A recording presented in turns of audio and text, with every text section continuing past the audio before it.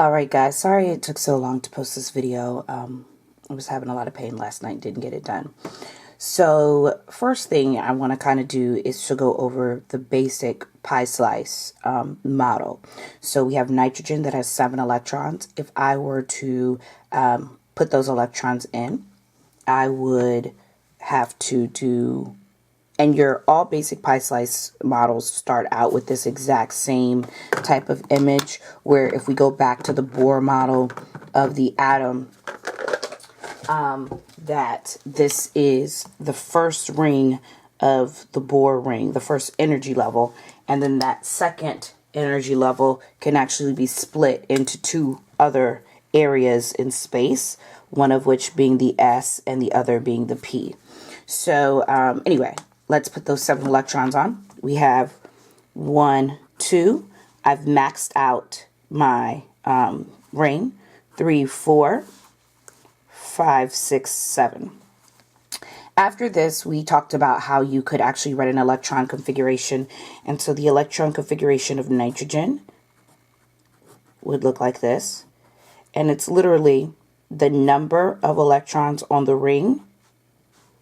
That's that exponent number there. So you're naming the ring 2s, and then the number of electrons in that particular sublevel. Naming the energy level, the sublevel, and the number of electrons in that sublevel.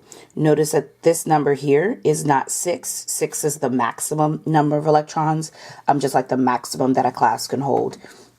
It is not the actual number that is there. So this is what we would call the long form electron configuration. And most classes covered this part on the first class of the week, or right before Thanksgiving. Well, I should say and or. So this is what we would call the long form electron configuration. And again, this is this first ring, this, or when I say ring, I really mean slice, or area of the slice. This is the second and the third. And we're counting the number of slashes. Those slashes represent electrons. All right, so now we can get into the noble gas form. So the noble gases, econfig spelling. So when we look at the periodic table, it has certain sections that are important to us. This last column here, this helium, neon, argon, krypton column, is called the noble gases. There's a specific reason that they're called that, but the important fact is that they all have a complete and outer shell. Since they all have a complete and outer shell, they are used to symbolize complete shells. So it turns out that if I were to look at the electron configuration of helium, helium's electron configuration, I'm just going to put it over here for a second, is actually 1s2. So it is almost as if this pink here represents and can substitute this pink here. This only works with the noble gases. You can use no other elements on the periodic table. And generally speaking, it's always going to be the noble gas that's directly before it. So for nitrogen, you would use helium. For aluminum, you'd use neon. For cobalt, you're going to use argon. For zirconium element, oh, you guys can't even see that, element number 40, you're going to go all the way back to 36. So it's always the noble gas, which is the element at the end of the previous row, not the end of the same row. So if I were to substitute this in, this would, nitrogen 7 would be helium 2, and then all the other stuff.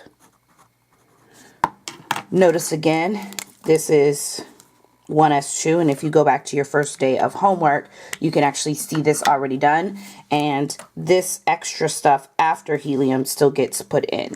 Couple quick tips. If you go back to lesson 24, you can actually see that we talked about the sections of the periodic table and how this is kind of like a spot for helium that really could go in two places. It's put over here because it's like these guys. It's like the noble gases because it has a complete outer shell, but it actually should belong in this section here that has an S. This middle section is a D. This bottom section is an F, and this section over here is a P. And again, go back to lesson 24 and look at the periodic table on the inside if you want to know what I'm talking about. But just a quick show you about this. So we've been talking about nitrogen, which is here. Nitrogen is on the second row of the periodic table. So our rows correspond to energy levels. So I literally would have to go through the 1s, then the 2s, then the 2p, and when I get into the 2p, I'm not going all the way through. I'm only going to the 1, 2, 3 element. So that's where the 1s, the 2s, the 2p, all the way to the third element comes in. So the periodic table has a lot of connections. So just throw in something that we talked about last class, and that is the orbital diagram. So I'm going to do the full orbital diagram for you. A printed orbital diagram, like one in a textbook, is going to look slightly different than the one that we are dealing with in terms of us drawing on paper. So they are going to look different, but they have some commonalities. First is all of the S's have one orbital. The one orbital is symbolized by a single line. So we're going to draw that single line and then label underneath. The second sub-level here is the 2s, that again, all s's have one orbital. All p's have 3 orbitals. So they are symbolized by 3 kind of lines together. And D has 5, F has 10. If you're taking notes on this, make sure that you're writing all of these things down and not just the things that I'm writing down, also the things that I'm saying.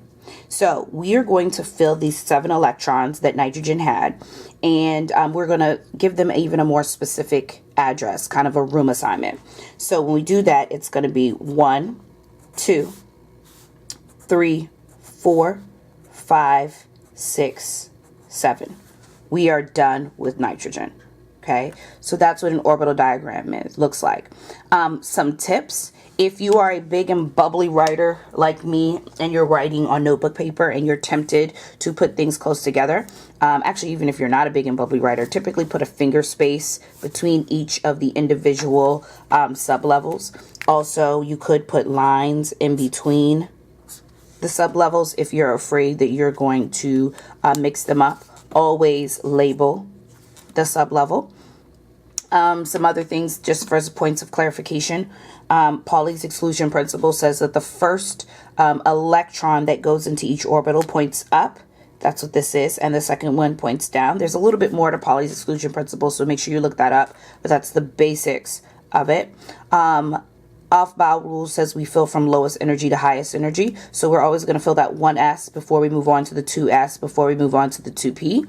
And then the third thing there is Hund's rule, which says we put 1 in any time you have a sublevel that has more than 1 orbital. So this only has 1 and this one only has 1. So it doesn't apply there. But for your P's, your D's, your F's, you're going to put 1 in each one before you double up.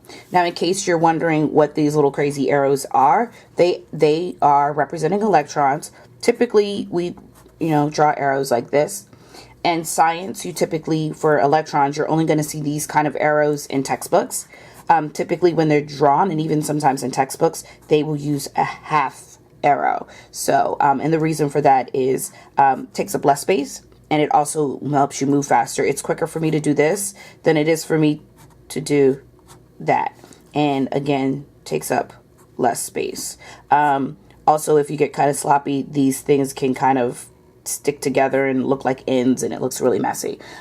So this is typically how we do it.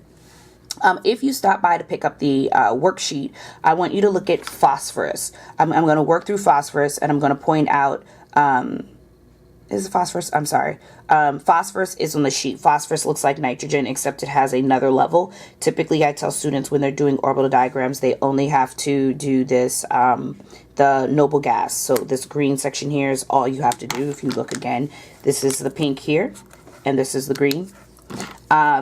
On the next video, I'm going to do potassium. I'm sorry, I keep saying phosphorus, but it's potassium, element number 19, and kind of do a quick preview there of what is also new from class. And at the end of that video, I will talk about what your homework is.